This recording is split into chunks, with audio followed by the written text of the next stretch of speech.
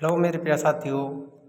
मैं विश्वनाथ पोद्दार आप सभी का आपके अपने यूट्यूब चैनल BS पॉलिटी जी के ट्रिक में हार्दिक स्वागत करता हूं। मेरे प्यारे साथियों, मिशन सरकारी नौकरी के तहत हमारी जो इंडियन हिस्ट्री की क्लासेस चल रही हैं, हमारा दिल्ली सल्तनत काल चल रहा था, उसमें आज का जो टॉपिक रहने वाला है उसको हम यहाँ पर सैयद वंश और लोधी वंश को कवर करने वाले हैं।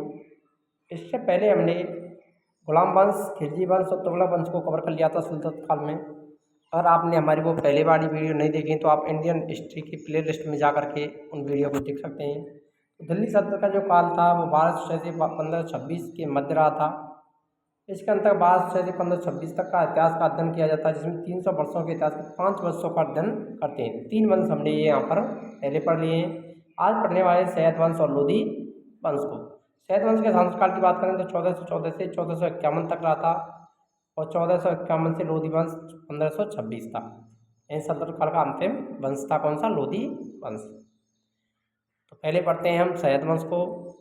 देखिए, सैयद वंश 1414 से 1451।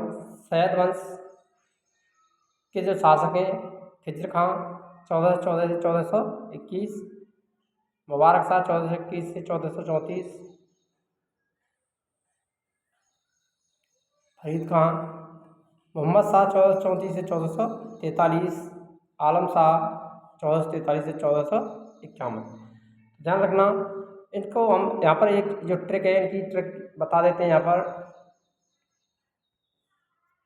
इसके शासकों, सैयद वंश के शासकों को याद करने की जो ट्रिक है वो है खम्बा।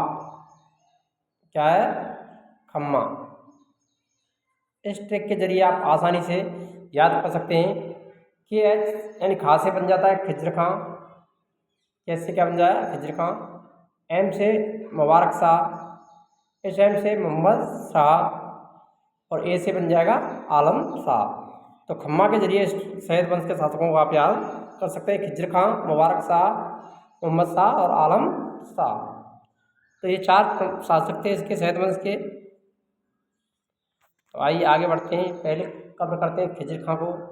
आसानी से समझेंगे, पढ़ेंगे और यहाँ से जिस प्रकार के क्वेश्चन बनते हैं वो आपके लिए यही कवर होने वाले हैं। देखिए, सबसे पहला क्वेश्चन बनता है यहाँ पर, सैयद वंश का संस्थापक कौन था? तो सैयद वंश के संस्थापक कौन थे? खिज्र खां। कौन थे? खिज्र खां थे।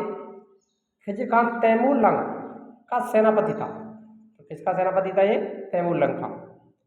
खिज्र खां तैमूर लंग का सेनापति था। तैमूर ने भारत से लौटते समय खिज्र खां, किसको? खिज्र खां को लाहौर, मुल्तान और दीपालपुर का सूबेदार नियुक्त किया था। इंपॉर्टेंट है, मोस्ट इंपॉर्टेंट। तैमूर लंग का सेनापति कौन था? खिज्र खां।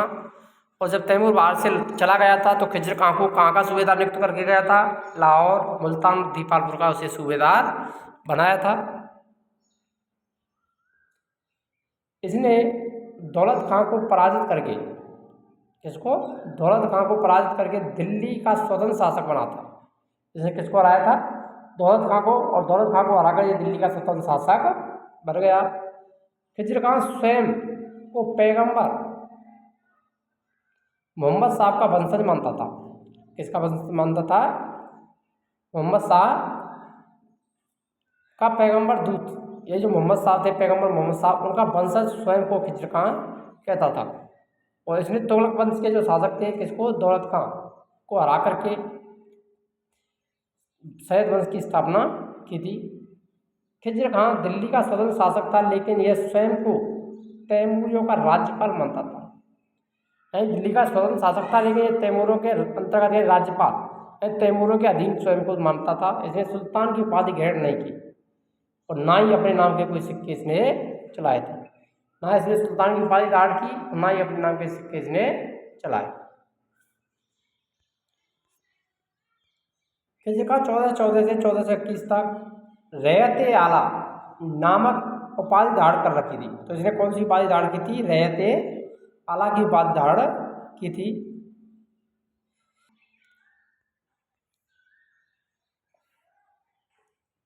खिज्र खां नियमित रूप से तैमूर के पुत्र शाहरुख को कर भेजा करता था। यही तैमूर का जो पुत्र था शाहरुख, उसके लिए लगातार पूरे वर्ष में कर भेजा करता था खिज्र खां। तो वह स्वयं को तैमूरियों का क्या मानता था, राज्यपाल, यानी स्वयं को इसने सुल्तान शासक घोषित नहीं किया था। 20 मई 1431 को खिजर खां की मृत्यु हो गई। खिजर खां की मृत्यु कब हुई थी, 20 मई 1421 को। इसके बाद में मुबारक शाह 1421 से 1434 तक शासक बना। खिजर खां ने सुल्तान की उपाधि नहीं ली। खिजर खां स्वयं सुल्तान की उपाधि धारण नहीं की थी, लेकिन उसका जो पुत्र था सुल्तान की उपाधि धारण कर ली। उसका पुत्र कौन था, मुबारक शाह। तो मुबारक शाह ने सुल्तान की उपाधि धारण की और साथ ही साथ उसने नमक नहीं है, शाही नामक उपाधि भी धारण कर ली थी। तो ध्यान रखना है, 2 उपाधियां धारण की, सुल्तान की उपाधि भी ली और शाही उपाधि भी इसने ग्रहण की थी। इसके दरबार में एक इतिहासकार रहता था जिसका नाम था अहमद सरिंदी। मोस्ट इंपोर्टेंट है, अहमद सरिंदी किसके दरबार में रहते थे, तो मुबारक शाह। मुबारक शाह के दरबारी कौन थे, अहमद सरिंदी। उसने मुबारक शाह के ऊपर एक पुस्तक की रचना की, जिस पुस्तक का नाम था तारीख मुबारक शाही। इंपॉर्टेंट है, मोस्ट इंपॉर्टेंट, बार बार पूछा जाता है कि तारीख मुबारक शाही की रचना किसने की थी, तो अहमद सरिंदी ने की थी। और मुबारक शाह के कौन थे, दरबारी थे। मुबारकाबाद नामक नगर की स्थापना मुबारक शाह के द्वारा की गई। मुबारकाबाद नगर भी इसने बसाया। इसने भटिंडा और दोआब क्षेत्र में हुए विद्रोह को सफलतापूर्वक दबाया। मोस्ट इंपोर्टेंट, शहद वंश का वह कौन सा शासक था जिसने भटिंडा और दोआब क्षेत्र के विद्रोह को दबाया था, तो मुबारक शाह। इसके वजीर द्वारा इसकी हत्या करवा दी गई। इसके जो वजीर थे उसी ने इसकी हत्या करवा दी। इसके बाद में जो शासक बने थे वो कौन थे, मोहम्मद शाह। 1434 से 1443 ईस्वी तक इन्होंने शासन किया था। मुबारक शाह के बाद उसका जो भतीजा था जिसका नाम क्या था, मोहम्मद शाह, अगला सुल्तान बनता है। मोहम्मद शाह का जो वास्तविक नाम था ये आपको ध्यान रखना है, मोहम्मद शाह को फरीद के नाम से, यानी फरीद खान के नाम से जाना जाता है। मोहम्मद बिन फरीद खान, इसको फरीद खान भी कहा जाता है। तो फरीद खान के नाम से कौन जाना जाता था, मोहम्मद शाह। अगर आप चैनल पर नए हैं तो चैनल को सब्सक्राइब करना ना भूलें और वीडियो को लाइक अवश्य करें। यहाँ पर आपके यूपीएससी, आरपीएससी और स्टेट एग्जाम के लिए एनटीपीसी, एसएससी सभी कंपटीशन एग्जाम की निःशुल्क तैयारी कराई जा रही है। और साथ साथ में हमारी हिस्ट्री के अंतर्गत और पॉलिटी के अंतर्गत टेस्ट सीरीज भी चल रही है। पॉलिटी की जो कॉन्स्टिट्यूशन है, संविधान वाली क्लासेज है, वो हमने कवर कर ली है, उसकी प्लेलिस्ट बनी हुई है। अगर आपने वो नहीं देखी है तो हमारी प्लेलिस्ट में जाकर के संविधान वाली वीडियो को देख सकते हैं। तो इसके समय में 1440 ईस्वी में मालवा के शासक महमूद शाह खिलजी कहाँ का शासक था, मालवा का, ने दिल्ली पर आक्रमण किया था 1440 में। 3 दिनों के भीषण युद्ध के बाद दोनों में संधि हुई और महमूद शाह खिलजी वापस मालवा की तरफ लौट गया था। तो फरीद खान के नाम से कौन जाने जाते हैं, ये भी आपको ध्यान रखना है, मोहम्मद शाह।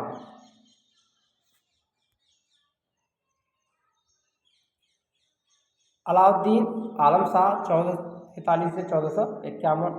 अलाउद्दीन आलम शाह सैयद वंश का अंतिम शासक था। मोस्ट इंपोर्टेंट है, ध्यान रखना, सैयद वंश के अंतिम शासक कौन थे, आलम शाह थे, अलाउद्दीन आलम शाह। आलम शाह का वजीर था जिसका नाम था हमीद खान। ये आलम शाह के वजीर का क्या नाम था, हमीद खान। उसके हमीद खान से मतभेद होने के कारण वह दिल्ली छोड़ करके बदायूं चला गया और वही उसकी मृत्यु हुई थी। उसके वजीर ने दिल्ली का राजपाट बहलोल लोधी को सौंप दिया। यानी उसके बाद में कौन, लोधी वंश का शासन स्थापित हो गया था। अब आइए लोधी वंश को कवर करते हैं। यहाँ पर लोधी वंश का शासनकाल 1451 से 1526 तक रहा था। लोधी वंश में शासकों में बहलोल लोधी, सिकंदर लोधी, जलाल खान, इब्राहिम लोधी, जिसको जलाल खान के नाम से भी जाना जाता है। तो ये इसके शासक थे। इब्राहिम लोधी शासक बना, ध्यान रखना। तो बहलोल लोधी का शासन 1451 से 1489, सिकंदर लोधी 1489 से 1517, इब्राहिम लोधी 1517 से 1526। यानी लोधी वंश का अंतिम शासक कौन था, इब्राहिम लोधी, जिस पर बाबर ने आक्रमण किया था, उसको परास्त करके मुगल वंश की स्थापना भी की थी। तो आप इस प्रकार से इनको आसानी से याद रख सकते हैं।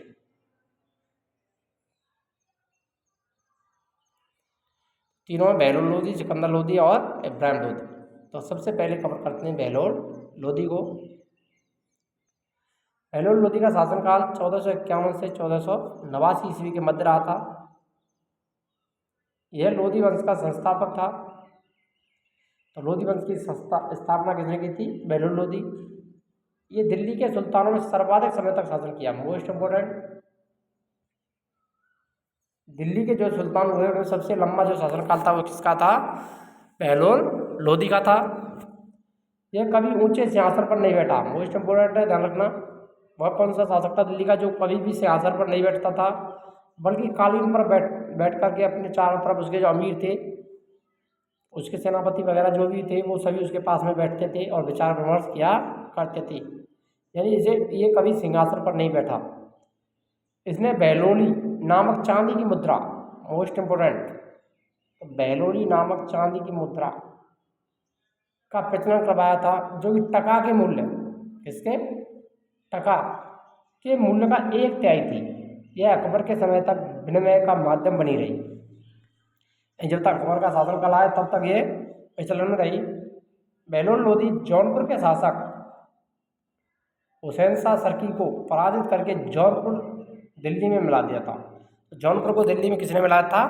बहलोल लोदी ने। और जौनपुर का शासक हुसैन शाह सर्की को किसने पराजित कर दिया था?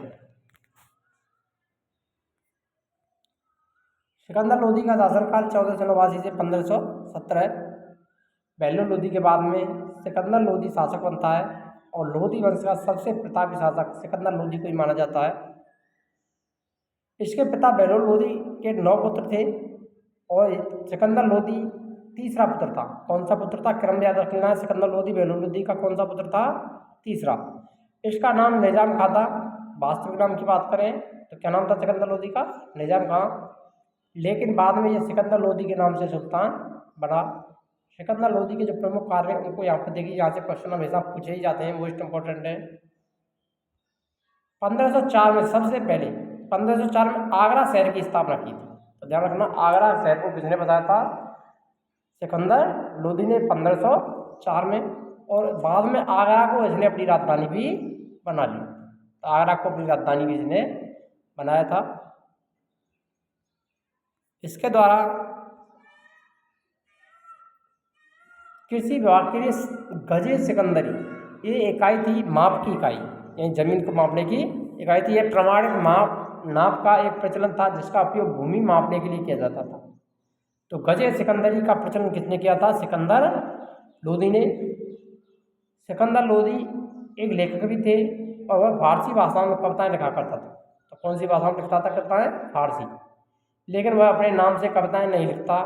उसने कविताएं लिखने के लिए गुलरुखी नामक उपनाम रखा था। यानी ये स्वयं सिकंदर लोदी के नाम से कविता नहीं लिखता, बल्कि अपने उपनाम से गुलरुखी के नाम से ये कविताएं लिखता था और फारसी भाषा में कविताओं को लिखा करता था। वह हिंदू धर्म और इस्लाम धर्म दोनों धर्मों को एक नज़र से देखता था। जिस भी धर्म में उसे कोई कार्य अच्छा नहीं लगता वह उस कार्य को प्रतिबंधित करवा देता था। तो यहाँ से क्वेश्चन पूछे जाते हैं, आगरा की स्थापना किसने की? और गजे सिकंदरी भूमि माप की इकाई किसने चलाई थी? सिकंदर लोदी ने। आगरा की स्थापना 1504 में की। और सिकंदर लोदी किस नाम से कविताएं लिखता था? गुलरुखी के नाम से फारसी भाषा में कविताएं लिखा करता था। ये यहाँ से क्वेश्चन बनते ही बनते हैं। इब्राहिम लोदी 1570 से 1526, यह दिल्ली सल्तनत और लोदी वंश का अंतिम शासक था। ध्यान रखना, दिल्ली सल्तनत का और लोदी वंश के अंतिम शासक कौन थे? इब्राहिम लोदी। 1518 में खातौली का युद्ध हुआ जिसमें इब्राहिम लोदी का सामना राणा सांगा से हुआ था। इस युद्ध में राणा सांगा की विजय हुई थी। राणा सांगा ने खातौली के युद्ध में इब्राहिम लोदी को परास्त किया था। इब्राहिम लोदी के चाचा आलम खां और पंजाब के शासक दौलत खां दोनों ने मिलकर के बाबर को इब्राहिम लोदी से युद्ध लड़ने का निमंत्रण दिया था। यहाँ इब्राहिम लोदी के चाचा आलम खां थे और पंजाब के शासक दौलत खां दोनों ने बाबर को इब्राहिम लोदी से युद्ध करने का निमंत्रण दिया। बाबर ने भारत में 21 अप्रैल 1526 को प्रथम पानीपत का युद्ध लड़ा। मोस्ट इम्पोर्टेंट है, इतिहास में पानीपत का प्रथम युद्ध कब लड़ा गया था? तो 21 अप्रैल 1526 यहीं से पूजा जाता है। इसी के कारण भारत में मुगल वंश की स्थापना भी हुई थी बाबर के द्वारा। लेकिन उसकी सेना बहुत छोटी थी और इब्राहिम लोदी की सेना बहुत बड़ी थी। फिर भी बाबर ने युद्ध में तोपों का प्रयोग किया था। ये इंपॉर्टेंट है कि बाबर ने जो पानीपत का प्रथम युद्ध हुआ था उसमें तोपों का प्रयोग किया और तुलगमा पद्धति का प्रयोग किया था, जिसके कारण उसकी विजय हुई थी। बाद में पहली बार तोपों का प्रयोग किया गया किस युद्ध में? पानीपत के प्रथम युद्ध में। और किसने किया था? बाबर ने, इब्राहिम लोदी के खिलाफ। इसके दो प्रमुख तोपची पूछे जाते हैं, के नाम अली और मुस्तफ़ा। तो कौन से दो तोपची थे बाबर के साथ में आए थे? अली और मुस्तफ़ा। इसने तुलगमा पद्धति का भी प्रयोग किया। इस पद्धति और तोपों के प्रयोग से छोटी सेना होने के बाद इब्राहिम लोदी की विशाल सेना को इसने हरा दिया था। इब्राहिम लोदी युद्ध में मारा गया और वह दिल्ली सल्तनत का आखिरी शासक होने के साथ साथ ऐसा पहला दिल्ली सल्तनत का सुल्तान भी पड़ा जो युद्ध में मारा गया था। युद्ध में मरने वाला दिल्ली सल्तनत का पहला सुल्तान भी कौन था? इब्राहिम लोदी। और दिल्ली सल्तनत का अंतिम शासक और लोदी वंश का अंतिम शासक भी कौन था? इब्राहिम लोदी था। दिल्ली सल्तनत का संपूर्ण खात्मा हो जाने के बाद भारत में मुगल शासकों का दौर शुरू हो गया, यानी मुगल साम्राज्य की भारत में स्थापना हो गई थी। और मुगल साम्राज्य की स्थापना किसने की थी? बाबर ने। आइए अब देख लेते हैं सल्तनत कालीन जो प्रशासन था और उसके जो पदाधिकारी हैं उनको यहाँ पर देखते हैं। यहाँ से क्वेश्चन बनते ही बनते हैं। नायब ए मुबालकात सुल्तान के बाद राज्य का प्रमुख अधिकारी होता था। इस पद का सृजन किसके द्वारा किया गया? बैराम शाह। किसने किया था?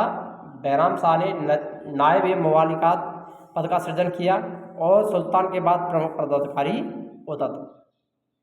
जब उसने ऐतकीन को नियुक्त किया, इसके कार्य सुल्तान की अनुपस्थिति में सुल्तान के सभी कार्यों को संपन्न करना होता था। यानी जब सुल्तान नहीं रह पाता था राज्य में तो उसके संपूर्ण कार्यों को कौन किया करता था? नायब मुबालकात किया करता था। और बैराम शाह ने इस पद का सृजन किया और ऐतकीन को उस पर नियुक्त किया था। दीवान आरज जो कि सैन्य विभाग था, इस विभाग के प्रमुख अधिकारी को आरज मवालिक। तो दीवान आरज विभाग कैसा विभाग था? सैन्य विभाग। और इसका जो प्रमुख अधिकारी था उसको क्या कहते थे? आरज मवालिक कहा जाता था। इस विभाग की स्थापना बलबन के द्वारा की गई। दीवान आरज विभाग किसने स्थापित किया था? बलबन ने। दीवान रसालत, इसका प्रमुख अधिकारी रसालत ए मवालिक होता था जो विदेश मंत्री की हैसियत से कार्य करता था। दीवान रसालत क्या था? विदेश विभाग था, और विदेश विभाग से संबंधित मंत्री।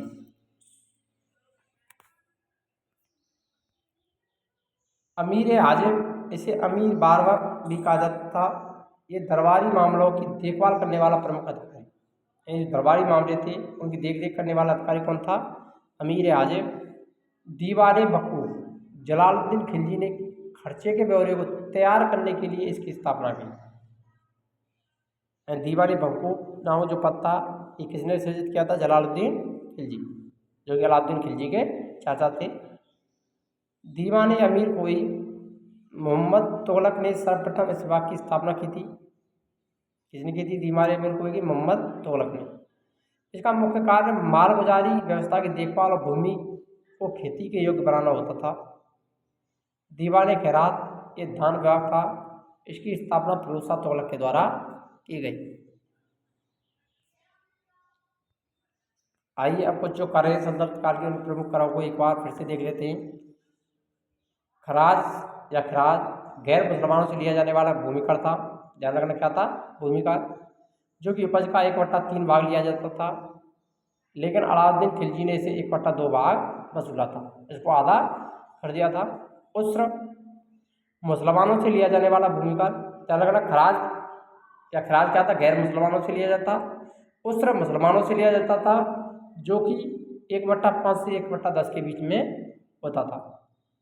खम्स सैन्य अभियानों के द्वारा लूटे गए धन में राज्य का जो हिस्सा था उसको खम्स कहा जाता था।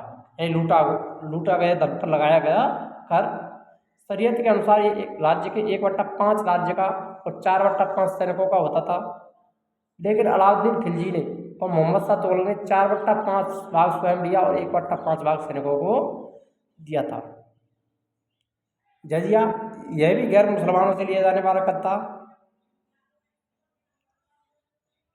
इसे मुंडकर भी कहा जाता था। स्त्री, बच्चे, वृद्ध, अपंग, ब्राह्मण जजिया कर से मुक्त थे। ध्यान रखना, इनसे जजिया करने लिए थे। स्त्रियों से, बच्चों से, बूढ़ों से, अपंगों से और ब्राह्मणों से जजिया करने लिया जाता था। जो जजिया देता था उसे जिम्मी क्या कहते थे? जिम्मी कहते थे। भारत में सर्वप्रथम मोहम्मद बिन कासिम ने सिंध के हिंदुओं से जजिया वसूल किया था। तो सबसे पहले जजिया कर वसूलने वाला कौन था? मोहम्मद बिन कासिम। इसी ने जजिया कर लागू किया था। बात है ज़कात। यह मुसलमानों से लिया जाने वाला धार्मिक कर था। क्या था? धार्मिक कर, जो कि मुसलमानों से लिया जाता। ये धनी मुसलमानों की आय का 21/2 21 नहीं, 2.5% था। 2 से 1/2% था। हवे सर्व इस सिंचाई कर था, जो कि उपज का 1/10 भाग लिया जाता था। हरवे सर्व क्या था? सिंचाई का। ये मोस्ट इंपोर्टेंट है, ध्यान रखना, आगामी परीक्षाओं के लिए ये पूछा जाता है।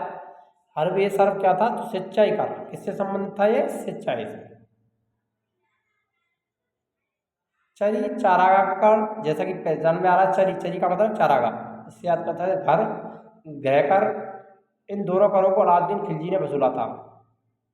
यानी चरी कर को और घर कर को किसने वसूला था? अलाउद्दीन खिलजी।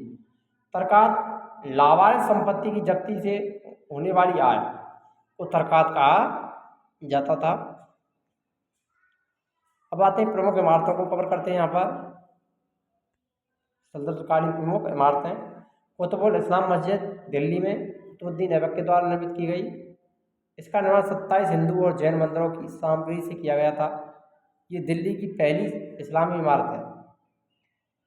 2.5 दिन का झोंपड़ा अजमेर में कुतुबुद्दीन ऐबक, जो कि एक संस्कृत विद्यालय था, जिसको तुड़वा कर इसका निर्माण करवाया था।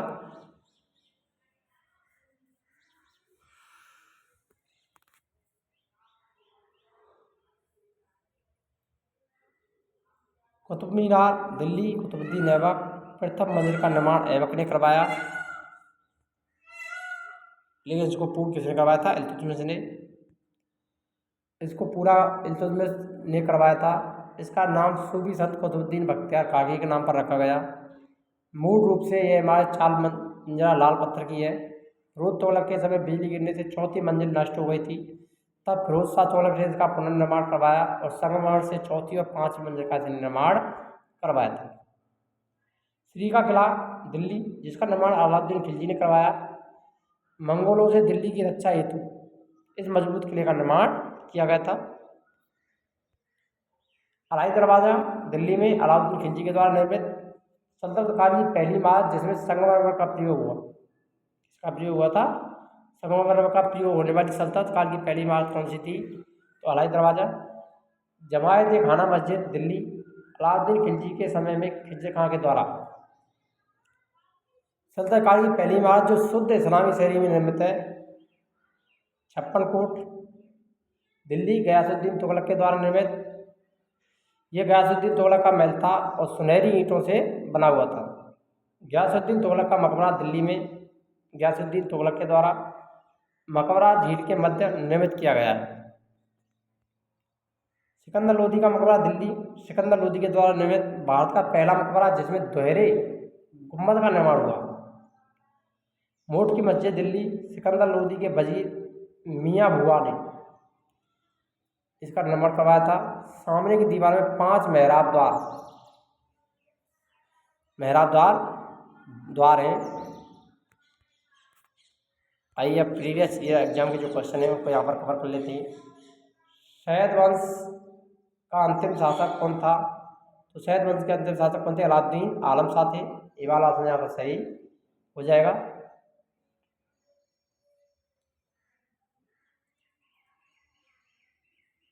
सैयद वंश का शासक या संस्थापक खिज़र खां किसका सेनापति था? तैमूर लंग, मोहम्मद शाह, मुबारक शाह, बाबर।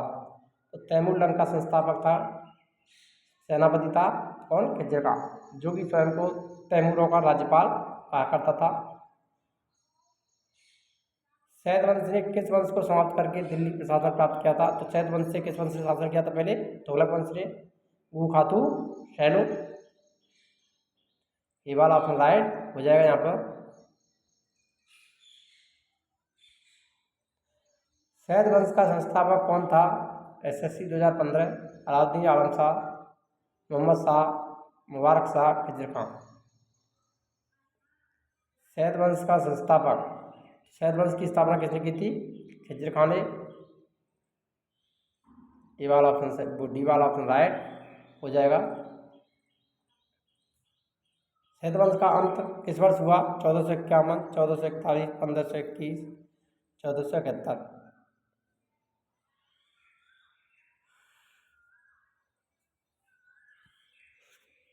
किस वर्ष हुआ था? जल्दी से कमेंट कर दीजिए मेरे प्यारे साथियों। सैद वंश का अंत, तो सैद वंश का अंत 1451 ईस्वी में हुआ था। इसके बाद किस वंश की स्थापना हुई थी? लोधी वंश की। किस सैद वंशी शासक ने साथ भटिंडा और दोआब में विद्रोह का जो विद्रोह हुआ था उसको दबाया था? अलाउद्दीन आलम शाह, मोहम्मद शाह, मुबारक शाह, खिजर खान। भटिंडा और दोआब के विद्रोह को किसने दबाया था? तो इसका जो राइट आंसर रहेगा वो हो जाएगा मुबारक शाह। भटिंडा और दोआब के विद्रोह हुआ था जिसपे उसने विजय प्राप्त की थी। डी वाला ऑप्शन सही हो जाएगा। लोधी वंश का संस्थापक कौन था? तो वो था बहलोल लोधी। ये वाला ऑप्शन सही हो जाएगा यहाँ पर। किसने गुलरुखी उपनाम से अपनी कविताओं को लिखा करता था? कौन था? सिकंदर लोधी गुलरुखी नाम से अपनी कविता लिखता था, जो कि फारसी भाषा में लिखा करता था। ये वाला ऑप्शन यहाँ पर राइट रहेगा। आगरा की स्थापना किसने की थी? तो सिकंदर लोधी के द्वारा आगरा की स्थापना की गई थी। ये वाला ऑप्शन राइट रहेगा। कब की गई थी? 1504 में।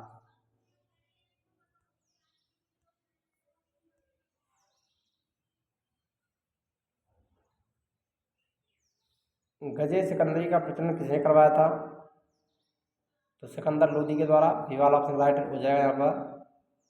पानीपत का प्रथम युद्ध निम्नलिखित में से किस वर्ष हुआ? 1526 30 अप्रैल 1526 ईस्वी में।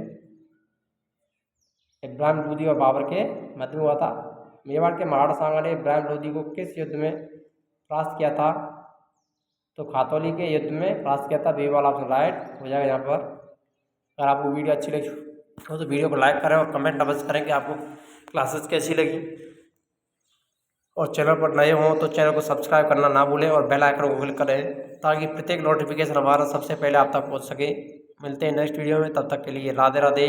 जय हिंद, जय भारत, जय राजस्थान।